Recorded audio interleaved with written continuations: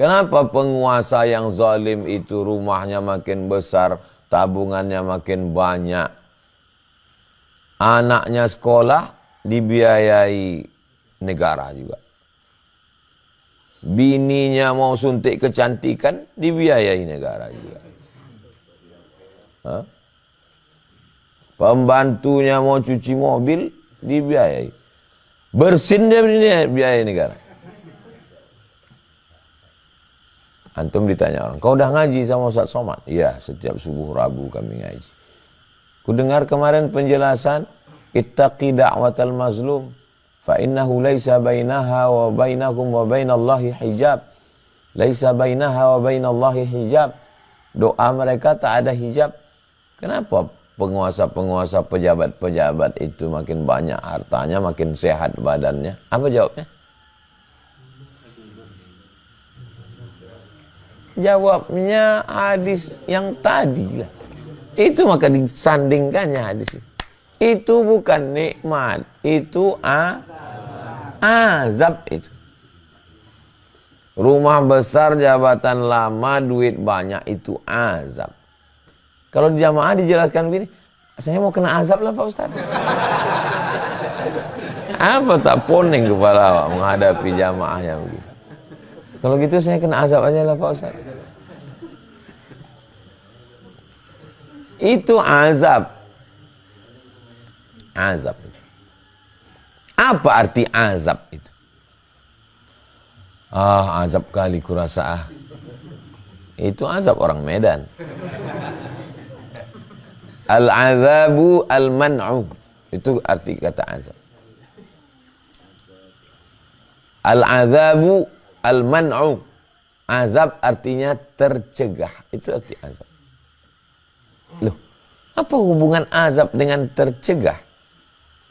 Saya ustadz, maka saya ceramah. Kalau saya ceramah, suara saya mesti lantang. Kalau saya minum es, suara saya hilang. Langsung asal minum es, nauzubillah, batuk, suara saya hilang. Jadi waktu pergi ke minum es teba, Ustaz Henry minum es teba, Pak Sarwanto minum es teba, saya tak bisa minum es teba. Itu namanya al-man'u, tercegah, tak bisa. Itu artinya saya sedang kena azab. Sekarang saya tanya, azab itu ketika ada atau ketika tak ada? Ketika ada itulah azab. Kalau barang itu tak ada bukan azab, karena memang tak ada. Ketika es itu ada atau ketika tak ada dia azab? Ketika ada dan kita tak bisa menikmati, itulah azab. Paham? Harta ada, jabatan ada, mobil ada, kuasa ada, tapi tak bisa sebagai amal jariah. Itulah azab. Paham? Azab itu. Jadi kalau paham kita tentang ajaran Islam ini, hanat alaihid dunia, ringan dunia ini. Jadi tolong kalau ngaji itu yang dicari itu paham, memahami hadis ayat supaya ringan kita melihat dunia. Ustadz paham, saya tidak paham, saya berusaha untuk paham. Makanya doanya tadi sebelum ngaji, Allahumma faqihna fid din. Pahamkan kami agama ini. Kalau sudah paham kita agama ini, ringan kita melihat dunia. Si Anu dilantik jadi Anu Pak Ustaz. Apa pula susah hati kita, dia sedang kena azab. Dia sedang kena azab. Kenapa pula kita susah hati nengok orang kena azab? Justru kita doakan, mudah-mudahan dia amanah, selamat dia dari azab Allah Subhanahu wa ta'ala. Bayangkan ada orang 5 tahun punya jabatan, 10 tahun punya jabatan, tidak pernah buat satu amal pun yang bisa jadi amal jariah. Lama saya memikir, padahal tanda tangan itu bisa dipakai untuk bangun Rumah Quran setiap kelurahan, bukan kecamatan. Bisa. Kumpulkannya semua lurah. Kau lurah, buat rumah Quran. Buat rumah Quran. Buat rumah Quran. Buat rumah Quran. Kepala dinas, kepala badan, kepala kantor, buat rumah Quran. Bisa atau tak bisa? Bisa. Selama 5 tahun, rumah Quran tak ada. Islamic Center tak ada. Pengiriman mahasiswa ke Mesir tak ada. Pembelian asrama di Kairo tak ada. Apapun tak ada. Itulah azab. Pernah punya jabatan, tapi tak mengalir sebagai... Ini direkam semua. Tak hidup kamera. Kameranya hidup kan? Cuman tak bisa streaming kan?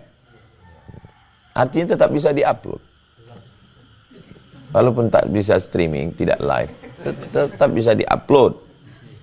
Kalian share sebanyak-banyak, biar ditonton orang. Kasih nanti yang menang pilkada itu tonton. Biar tahu dia apa yang mau dia buat 5 tahun. Ceramah saya sampaikan, Bapak, ini jalan-jalan lintas. Orang Jambi mau ke Riau lewat sini. Orang Aceh mau ke Jakarta lewat sini. Bangun Islamic Center di sini. Maka mengalir pahalanya sampai hari kiamat. Pakai jabatan. Selesai tausiah. Dikumpulkannya Kemenak. Bilangnya Kemenak. Kalau didengarkan cakap Ustaz Somad itu, kita bangun sini masjid. Siapa yang mau sholat sini? Siapa yang ini kebun karet? Siapa yang sini? Disampaikan Kemenak itu ke saya. Kemarin selesai Ustaz tausiah, kumpulkannya kami semua. Kata dia, kok kita bangun masjid ini, siapa sholat di sini? Betul-betul kena azab bupati kalian. Azab dia. 5 tahun, 10 tahun jabatan. Padahal kok dibuatnya di situ Islamic Center, sampai hari kiamat bis-bis akan berhenti. Jual itu lapak-lapak itu sewakan ke jamaah.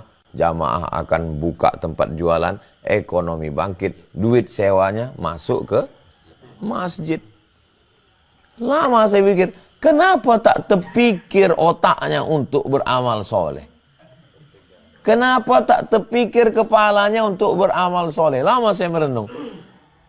Oh, asal udah bisa kita bilang, oh. Kalaulah dia sudah makan haram dengan cara yang haram, mendapatkan yang haram, lalu kemudian dia terpikir untuk beramal soleh, lalu apa yang tersisa untuk aku? Kenapa orang tak terpikir untuk berbuat baik? Karena banyak makan haram. Tak ada ide sama sekali untuk buat baik. Ya salah Ustaz sendiri. Kenapa Ustaz tak sampaikan? Ku sampaikan di depan biji matanya.